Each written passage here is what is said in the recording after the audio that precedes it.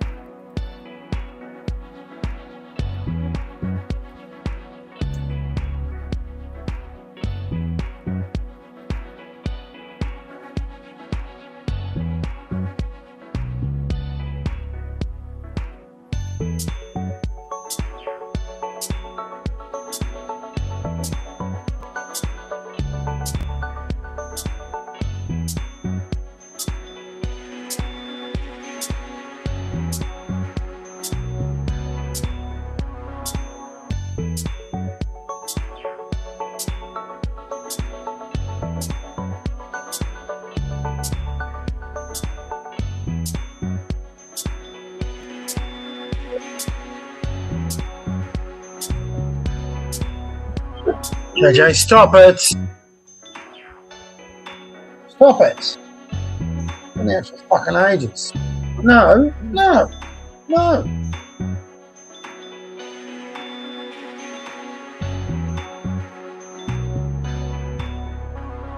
No, no, no.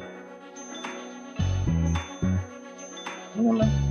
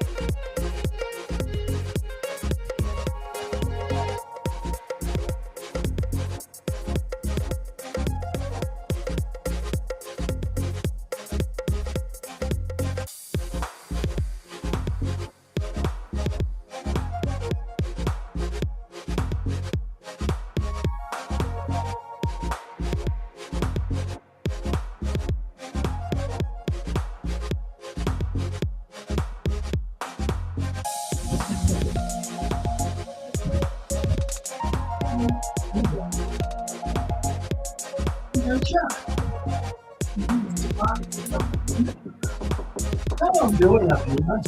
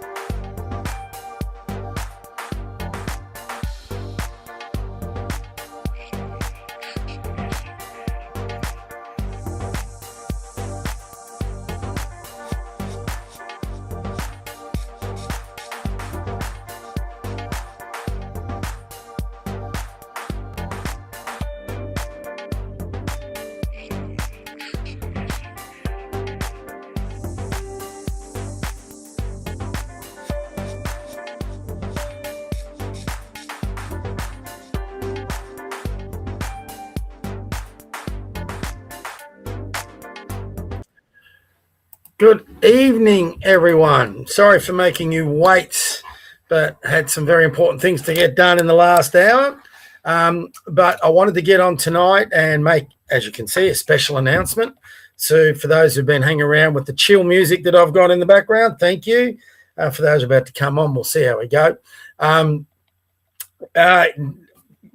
With this announcement, it's not anything radically significant, but I think it is an important announcement for for me at least going forward, and hopefully for those who followed me over the journey of doing my podcast and whatever.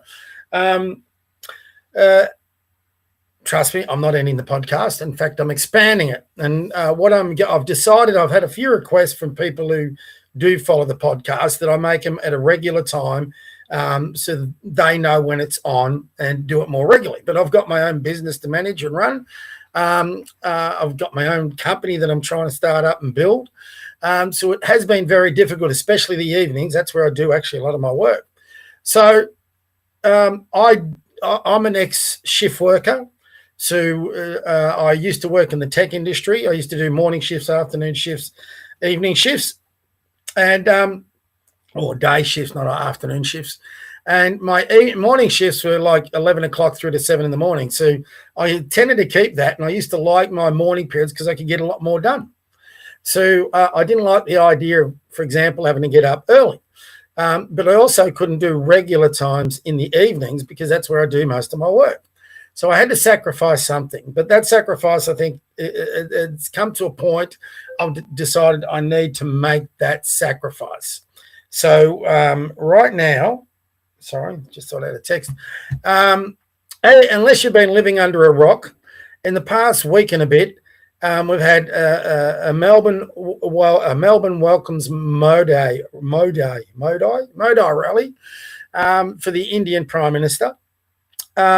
We've had a vigil in Melbourne for a USA senator who passed away last week that had Iranian national flags and Iranian anthems, the former Iran, not the current one.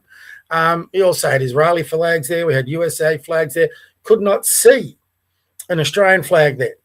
And then now we've had the just most recent announcement by the Special Envoy for Islamophobia. And now we're having our rights deteriorate away again to defend another culture. So yet again, our culture gets ignored. And yet again, our governments, our opposition, our mainstream media, they keep promoting cultures from other countries. This is multiculturalism. And poor old Pauline Hanson gets belted from pillar to post because she dares to use the term monoculture. So I'm just a little over it. And I think people probably would have got the gist of that with me. But it's time we all push back. I've been doing my bit already as much as I can. And look, I'm a nobody. I'm a 63-year-old man living in Melbourne. But I am an Aussie. I'm born and bred Aussie. I have lineage back right till the turn of the 1800s. So not long after, we might even go back to the First Fleet. I don't know. I'd have to look into my ancestry more than that. But I have heritage and lineage that goes back to Wessex in England as well. And I'm proud of that heritage. I'm proud of that flag. I'm proud of the Union Jack that sits in its corner because most people don't know what that Union Jack represents. And it is with increasing love. For 40 years, for example, I've given my entire adult life to serving my communities wherever I've lived. And that's mainly been in Melbourne. I've done that through sports. I've done that through volunteering. I've done that through helping our youth, all sorts of different ways by running businesses and employing people. And I have seen a dramatic change to the face of my city, my state, my country. And now I have to sit back. I'm expected, as like many of you are, to sit back and watch our country protect everything other than our Australian culture. That's all they want to protect. Islamophobia. And look, phobia is something you have a fear of. I don't have a fear of Islam. I don't have. I'm a Christian. I don't care what the Islamists do. Wouldn't really care. I've coached in sport Islamic boys. I've worked with Islamic families. I've worked with Christian families. I've worked with Jewish families.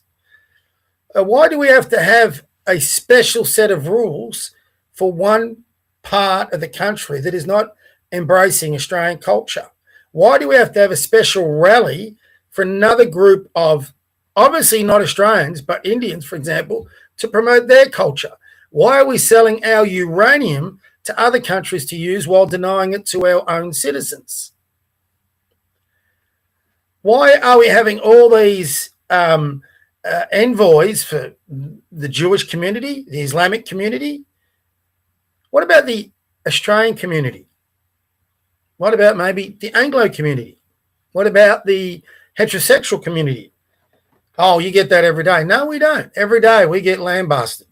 We get told we're Nazis, we're racist, we're bigots.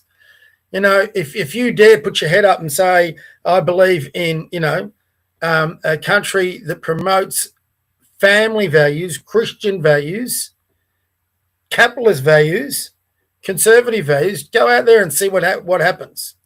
I've gone through that because maybe I'm stupid. I'll get out there and I'll have my opinion, and I'll get blowback and pushback on all that as well. Nowhere near to the level that Pauline does.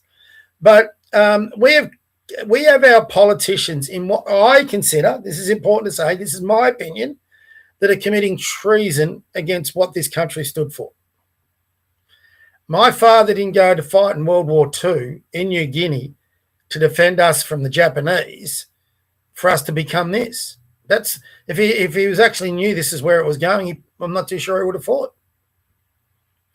I think there's probably tens of thousands, not hundreds of thousands, of those brave Australian diggers who went and fought in World War I, World War II, the Korean War, Vietnam, over in Iraq, in Afghanistan. I'm not too sure that's what they would have fought for.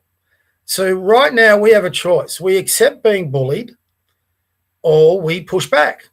Now, there's lots of different ways you can push back. Am I expressing violence? No, I'm not.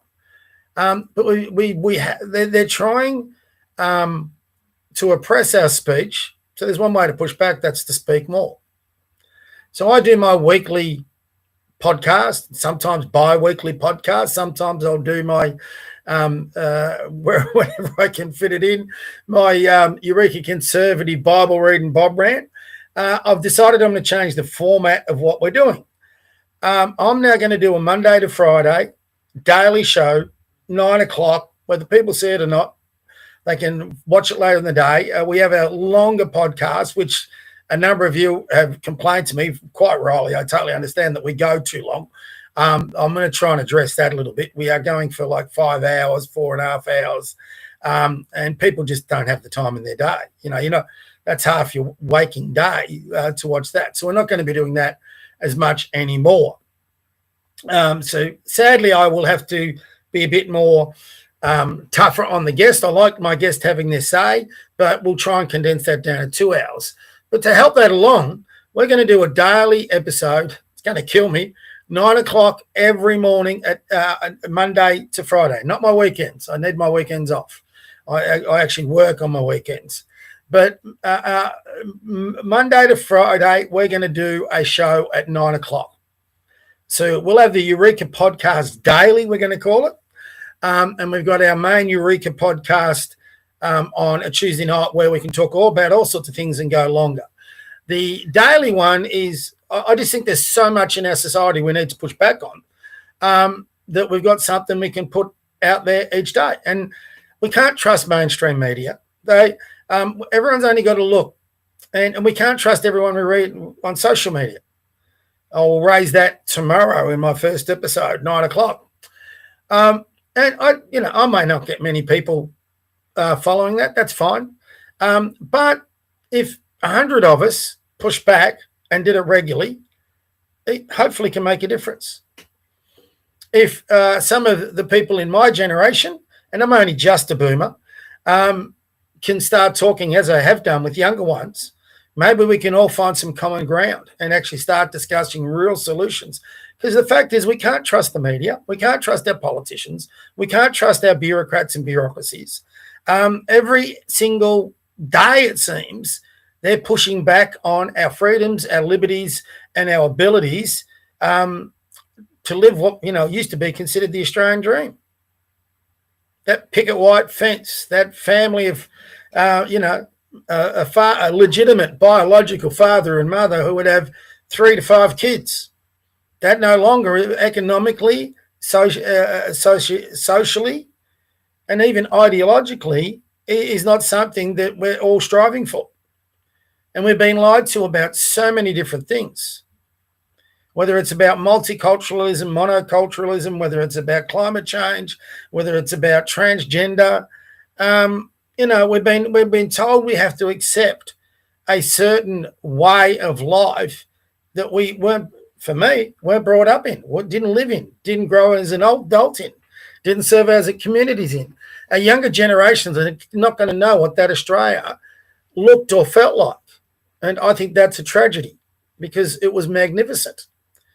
But for probably since Whitlam, so well over 50 years now, we've been going backwards as a country, step by step, but now it's coming in bigger things.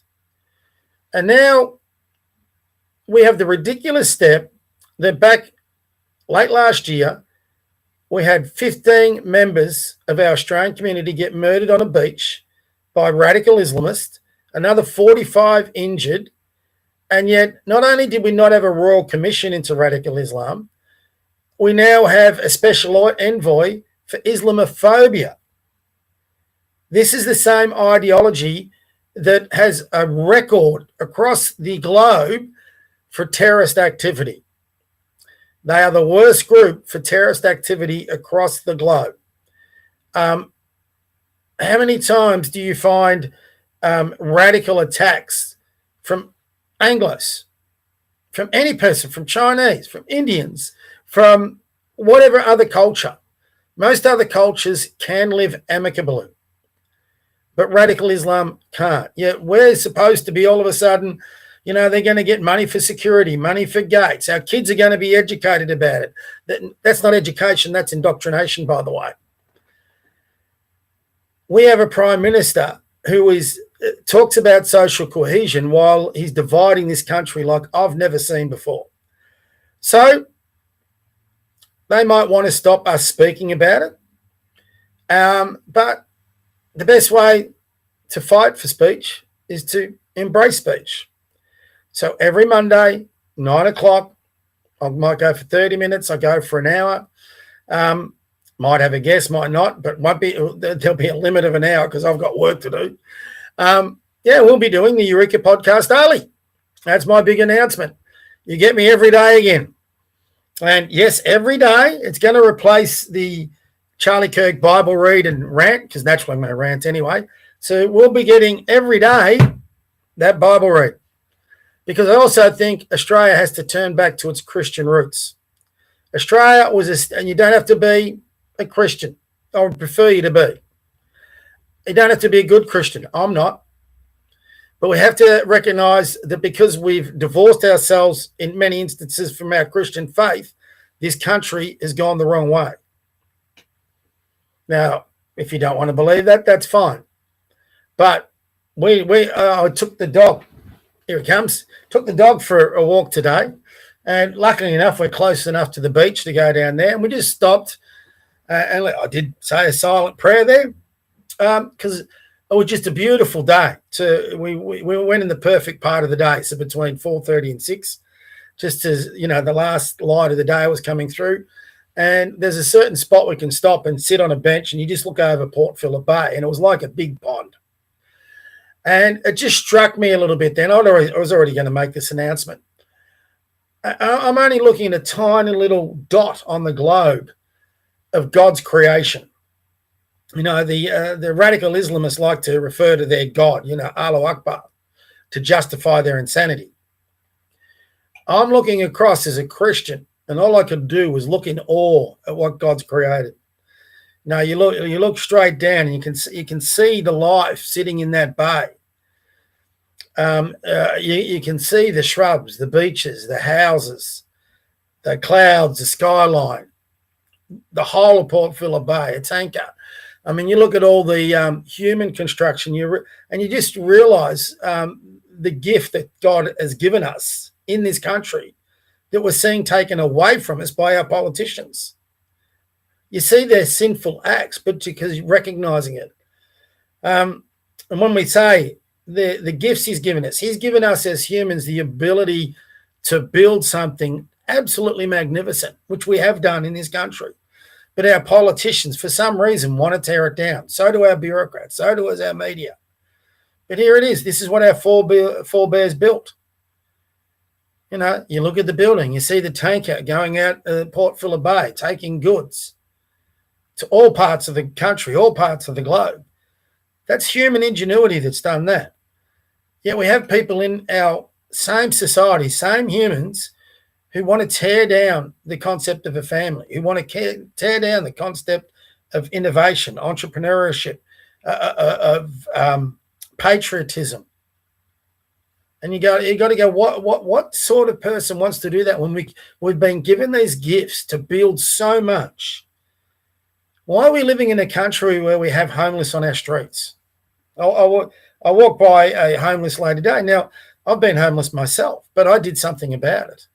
Now, I have varying opinions on homelessness. There are genuine homeless, and then there's homeless just sit in front of a supermarket, for example. Some, not all. And they're not doing anything about it. They're just lying there on the street and they're sleeping on the street. My opinion is, well, maybe get off your ass, go and get some, housing commission. There's no reason in Australia for you to be really, in many instances, homeless. There are reasons for some, but there's some who just choose homelessness, for trying to get some charity means so they can spend more money on drugs or whatever like that.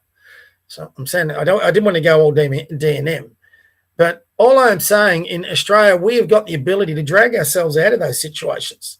We still have the ability to start a business, to make an income, to make our lives better, but it's slowly being chipped away. If you look about the ALP, they changed their policies on negative gearing, capital gains tax. They're bringing in now these Islamophobia rules. Earlier in the year, they introduced hate speech laws. So they've made it harder to run a business, harder to create wealth, harder to invest, harder to express your opinion. Now they're going to make it nearly impossible to be critical of Islam. When, for example, when are they going to start talking about Christianophobia, Anglophobia? When are they going to talk about those things? Australiaphobia. I think Australia has been under attack, and its culture has been under attack for God knows how long. So if we sit back and allow ourselves to continue to be attacked, that's on us. So I've been thinking about this now for a few weeks, and I thought, no, bugger it. We've got to plant that flag. We've got to plant that flag in whatever manner we can. And I'm going to do it in the best manner I can through my podcast. I'm also going to ramp up writing to our politicians. It probably doesn't mean enough, but it'll be good therapy for me to do that. But at least it puts them on notice and it gives them a chance to come on the podcast. Now, for all you there who out there watch me, if my podcast gets cancelled because they might say hate speech, Islamophobia, or all that, well, we'll find different ways, because speech should never be cancelled. Whether I agree with it, you agree with it. Anyone who's watched my podcast, I invite people on here all the time with differing opinions, and I'll continue to invite them on. And I'll continue to agree and disagree with them. There's a lot of people I've invited on a lot of times that have been dodging this podcast. Don't know why. Maybe I'm not big enough, whatever it is. But if they truly love Australia, get on here, because I love my country. I love that flag. I love our history. I love the fact that we do embrace people from across the globe, but it's got to be done in the right manner. And they've got to come here and embrace our history, our way of life, and our culture. And if we don't start drawing a line in the sand and sticking our flag in that same dirt, we will lose that culture. We're on the verge of losing that culture now. Just look at today's announcement, or whatever it was made yesterday. They're now going to go into our education system and teach kids how great Islam is. We're now having arguments that the Lord's Prayer, the greatest Christian prayer of them all, is to be taken away from our parliaments, our schools, and whatever, but it's okay to put Islam in there. You look at the hypocrisy. If you tried to push Christian values and education through our public schools, can't accept that, even though that was key to building this country. But now we're going to have Islam taught in our schools. Our kids are going to be taken to their mosque? Do they have to bend and pray and crouch towards a God they know nothing about? Are we going to lose more of our kids towards this faith? If we don't put a line in the sand now, when do we do it? So over the next week, I'll be getting up early. I might be like I am. I just got back in and walked the dog. So I might be a bit unshaven. I might be a little bit disheveled. But I'll get on here at 9 o'clock, probably with my big cup of coffee. And, yeah, I'll be having my opinion on the previous day's events and putting it forward. And I hope people out there can support me. I will be giving up time for my work, and that alone is going to cost me money. So I'm not selling any merch on the show, but I am put on my podcast. If you could support me by buying me a coffee, the old buy me a coffee sort of thing where you can put a subscription or a donation in there, that would be greatly appreciated, because my time is valuable. I can turn an hour's work into $500 through my business and company. So, but I think more of us have got to speak out. More of us have got to push back, and we can't rely on the politicians of any shape or form. But through One Nation, and I've been pushing One Nation, we have a chance to send a very powerful message to both Labor and Liberal that what they've done over the last 50 years and what they're currently doing now is totally unacceptable. And if we have 3 years of bad government because One Nation just don't have the experience or the knowledge to run a competent government, it doesn't really matter, because it's still sending that same powerful message. And let's be honest, really, have we had competent government with Labor and Liberal? Let's be honest on that. The media will keep coming for them. So why do we trust the media? We've got to push back. If I can push back, an old guy like me, I don't have the voice. I don't have the looks. I get criticised for wearing a hoodie. I love my hoodies, so bad luck. In the summer, I'll wear my polos. But, I'm genuine. And I'm at the age, I'm pretty black and white in my opinions. But I'm happy to listen to other opinions, as many of you have followed anything I've done would understand. But what I do and what I think many of us understand is I have a love for my country, and I have guests on who have a love for this country, and we all don't like seeing what's going on. So don't rely on the politicians. Join me, spread the word, get others on here, encourage them to come on as a guest. Unless they have the most radical of things that I can't support, I'll happily have them on and talk. So let's see where this leads to. Don't know. I'll give it a crack for the rest of the year, I'm hoping. Monday to Friday, 9 a.m. and our Tuesday main podcast at 8 p.m.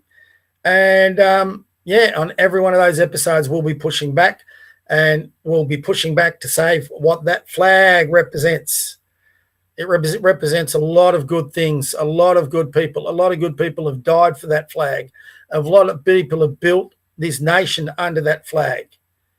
There's a lot of good people I've met in my lifetime that lived and raised kids and family and grandchildren under that flag. So we've all got to start talking and find a way to preserve what we had, and not just to preserve it, but to relaunch it again for the future. That's what I'll do. If I can do it, like I said, so can others. So anyway, spread the words, guys. Like I said, I wanted to go to D&M. Poor old JJ, he won't understand what's going on. I'm usually 2 hours up here, and we're already finished. I said I'd keep it to 30 minutes, and that's what I've done. I need to go get some pizza. Get ready. I need to go get some pizza, have some food, finish up a little bit of work, get to bed, because I've got to be up at 8 o'clock to get this program ready for 9. It's going to kill me. Anyway, everyone, God bless you. God bless your kids. God bless your grandkids. God bless your pets. I always get this wrong. God bless that flag, and God bless this country. I'll see you all tomorrow morning, 9 o'clock. Good night.